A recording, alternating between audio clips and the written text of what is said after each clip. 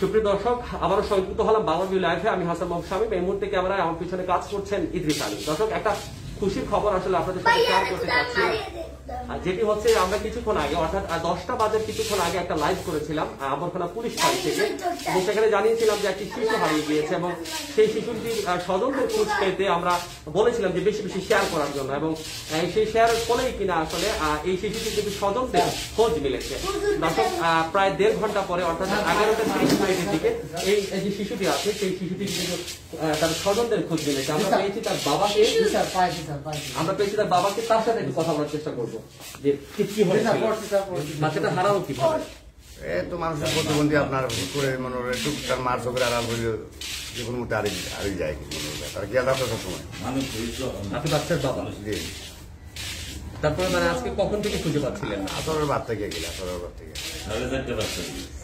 4:30 বাজে। আপনি কোথায় থাকেন? আমি হাজিপাড়া থাকি বর্তমানে, নীলাচল। হাজিপাড়া থেকে এই শিশুটি আম্বরখানায় মানে চলে এসেছে নাকি, মানে কোথায় গিয়েছে?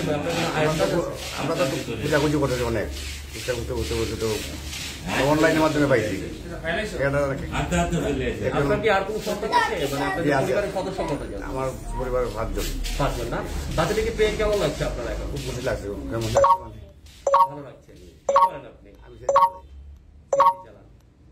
দর্শক, যে ব্যাপারটি বলছিলাম যে এখানে আমরা একটা লাইভ শেয়ার করেছিলাম এবং এটা আসলে ভালো খবর, কারণ সিলেট কমিউনিটির ভেতরে যে আপনারা যতটুকু সাড়া দিয়েছেন সেটা কিন্তু একটা মানবিকতার পরিচয়, কারণ একটা হারানো শিশুকে আপনারা খুঁজে দেওয়ার জন্য নিজেরা শেয়ার করেছিলেন এবং সেই শেয়ারের ফলেই কিন্তু আজকে বাচ্চাটিকে পাওয়া গিয়েছে। ইনি তোমার কে হন? কিতা লাগুন তাই তোমার? পুলিশ দেখেন তাই কিতা লাগুন? আব্বা ডাকে, আব্বা ডাকে। আপনারা কি আইলা এখন? আপনারা কি আইলা এখন? মানুষের প্রতিবন্ধী মানুষের প্রতি আচ্ছা, আমরা একটু পুলিশ ফাঁড়ি ইনচার্জ যিনি ছিলেন, আমরা প্রথম থেকে তার সাথে ছিলাম, তার সাথে যে যেটি হলো মফিজ ভাই, যেটি আপনি পুলিশ ফাঁড়ি ইনচার্জ ছিলেন এবং ব্যাপারটি আসলে কিভাবে দেখছেন, যে এটা আসলে কতটুকু সুন্দর বা গ্রহণযোগ্য মনে হচ্ছে আপনার কাছে এই ব্যাপারটি? বিষয়টা একেবারে মানবিক একটা বিষয়। একটা ছোট শিশু তার পরিচয়বিহীন হারায় যাওয়ার পরে আবার ফিরে পাওয়া গেল।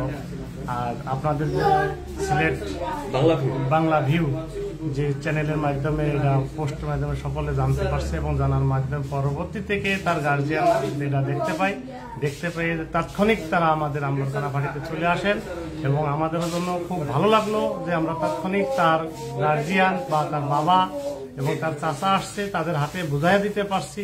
এটাও আমরা এই জন্য আমরা গর্বিত এবং এরকমই মানবিক কাজটা যাতে করা যায়, সবাই যাতে আমরা এই মানবিক কাজ সেবাটা করতে পারি, সেজন্য আপনাদের সকলের সহযোগিতা কামনা করি। ধন্যবাদ আপনাকে। দর্শক, তার কথার সূত্র ধরেই আসলে বলতে হয় যে মানবিক যে ব্যাপারটা এখনো মানুষের মধ্যে বেঁচে আছে এবং যে ব্যাপারটি আসলে অ্যাওয়ারনেস, সচেতনতা, সেটি হচ্ছে আপনার শিশুর প্রতি খেয়াল রাখুন। আপনার শিশু সে যদি 10 বছরের কম বয়সে হয় তাহলে কিন্তু তার প্রতি খেয়াল রাখার যে সচেতনতা সেটা কিন্তু আমাদের মধ্যে গড়ে ওঠা উচিত, না হলে কিন্তু এই ধরনের দুর্ঘটনায় আমরাও পড়তে পারি। অবশ্য আমাদের ভালো লাগছে যে বাংলা ভিউয়ের একটি লাইভের কারণে আসলে একটি হারানো শিশু তার পরিবারের কাছে গিয়েছে। আমরা আশা করবো এরকম ভালো কাজের সাথে বাংলা ভিউ সংযুক্ত থাকবে, আমাদের সাথে সংযুক্ত থাকবেন। দর্শক, যারা ছিলাম একটি হারিয়ে যাওয়া শিশুর স্বজনদের পাওয়ার খবর, এরকম আরো অনেক লাইভ নিয়ে অন্য সময় আপনাদের সামনে হাজির হবো, কথা হবে, দেখা হবে। দর্শক, সে পর্যন্ত সবাই ভালো থাকুন, বাংলা ভিউর সাথে থাকুন। খুদা হাফিজ।